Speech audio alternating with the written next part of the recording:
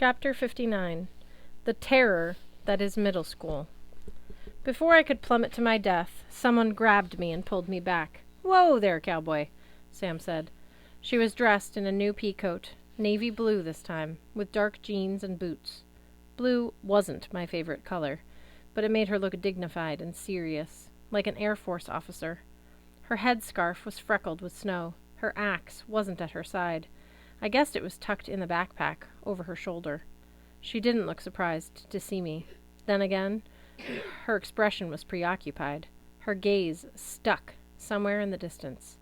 My senses started to adjust. Jack was still in my hand, for some reason. I didn't feel any exhaustion from the recent slaying of the giant sisters. Below us, the patch of asphalt was not exactly a playground, more like a holding area between school buildings. Inside the chain-link fence, a few dozen students, huddled in cliques, chatting in doorways or pushing each other around the icy pavement. They looked like 7th graders, though it was hard to be sure with everybody in their dark winter coats. I willed my sword back into pendant form and returned it to its chain. I figured I shouldn't be walking on the roof of a school with a broadsword. "Where are we?" I asked Sam. "My old stomping ground." Her voice had a bitter edge. Malcolm X Middle School. I tried to imagine Sam down in that courtyard, mingling with those cliques of girls, her headscarf the only splash of color in the crowd. "Why did Thor send you back to middle school?" I asked. "That seems especially cruel." She smirked. "He actually transported me home. I appeared in my bedroom just in time for Jid and Bibi to barge in and demand to know where I'd been.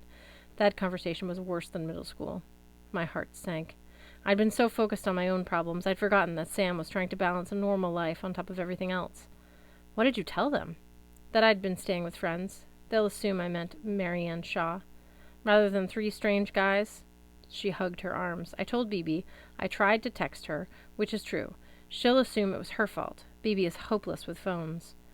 Actually, Jotunheim has no reception. I try not to actually lie, but I hate misleading them. After everything they've done for me, they worry I'm going to get in trouble. Turn out like my mom." "You mean a successful doctor who liked to help people? Gee, that would be terrible." She gave me an eye roll. "You know what I mean. A rebel. An embarrassment. They locked me in my room, told me I was grounded until doomsday. I didn't have the heart to tell them that might be tonight." The wind picked up, spinning the old metal roof fans like pinwheels.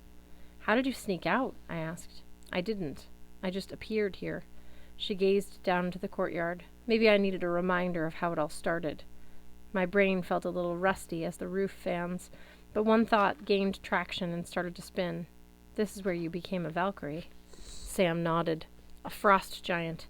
He'd gotten into the school somehow. Maybe looking for me. Maybe hunting some other demigod. He wrecked a few classrooms, caused a panic. He didn't seem to care if there were mortal casualties. The school went into lockdown. I didn't know what they were dealing with. They didn't know what they were dealing with. They thought some crazy human was making a scene. They called the police, but there was no time." She slipped her hands into her coat pockets. "I taunted the giant, insulted his mom, that kind of thing. I lured him up here to the roof, and—" She looked below us. The giant couldn't fly. He landed there on the asphalt and shattered into a million shards of ice. She sounded strangely embarrassed.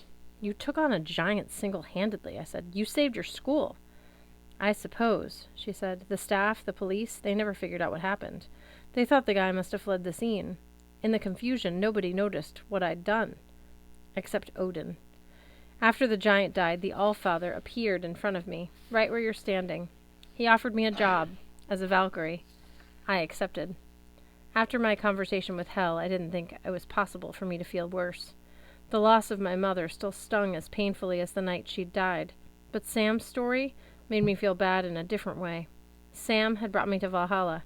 She'd lost her place among the Valkyries because she believed I was a hero. A hero like her. And despite all that had happened since, she didn't seem to blame me. "Do you regret it?" I asked. "Taking my soul when I fell?" She laughed under her breath. "You don't get it, Magnus. I was told to bring you to Valhalla. And not by Loki. By Odin himself." My pendant heated up against my collarbone. For an instant I smelled warm roses and strawberries, as if I'd stepped through a pocket of summer. Odin, I said. I thought he was missing. Hadn't appeared since you became a Valkyrie? He told me to say nothing, Sam shivered. I guess I failed in that, too. The night before your fight with Cert, Odin met me outside my grandparents' house. He was disguised as a homeless guy, a ratty beard, an old blue coat, a broad-brimmed hat. But I knew who he was. The eye patch, the voice. He told me to watch for you, and if you fought well, to bring you to Valhalla. Down in the courtyard, a period bell rang. The students headed inside, jostling and laughing. For them, it was a normal school day, the kind of day I could barely remember. I was wrongly chosen, I said. The Norns told me I wasn't supposed to be in Valhalla. Yet you were, Sam said. Odin foresaw it. I don't know why the contradiction, but we have to finish this quest. We have to reach that island tonight. I watched the snow erase footprints in the empty yard. Soon there'd be no more trace of the students than there was of the frost giant's impact from 2 years ago. I wasn't sure what to think about Odin choosing me for Valhalla. I suppose I should have felt honored. The Allfather himself thought I was important. He had chosen me, no matter what the Norns said. But if that was true, why hadn't Odin bothered to meet me in person? Loki was bound on a slab for eternity. He'd found a way to talk to me. Mimir was a severed head. He'd made the trip. But the Allfather, the great sorcerer who could supposedly bend reality just by speaking a rune, he couldn't find the time for a quick check-in? Hel's voice echoed in my head. Do you really belong in Valhalla, Magnus? I just came from Bunker Hill, I told Sam. Hel offered me a reunion with my mother. I managed to tell her the story. Semra reached out as if to touch my arm, then apparently changed her mind. I'm so sorry, Magnus. But Hel lies. You can't trust her. She's just like my father, only colder. You made the right choice. Yeah, still. You ever do the right thing and you know it's the right thing, but it leaves you feeling horrible? You've just described most days of my life. Sam pulled up her hood. When I became a Valkyrie, I'm still not sure why I fought that frost giant. The kids at Malcolm X were terrible to me, the usual garbage. They asked me if I was a terrorist. They yanked off my hijab. They slipped disgusting notes and pictures into my locker. But when that giant attacked, I could have pretended to be just another mortal and gotten myself to safety. But I didn't think about running away. Why did I risk my life for those kids? I smiled. What? She demanded. Somebody once told me that a hero's bravery has to be unplanned, a genuine response to a crisis. It has to come from the heart, without any thought of reward.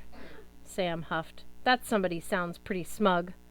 Maybe you didn't need to come here, I decided. Maybe I did. To understand why we're a good team. Oh? She arched an eyebrow. Are we a good team now? We're about to find out. I gazed north into the snowstorm. Somewhere in that direction lay downtown Boston and the Long Wharf. Let's find Blitzen and Hearthstone. We've got a fire giant to extinguish.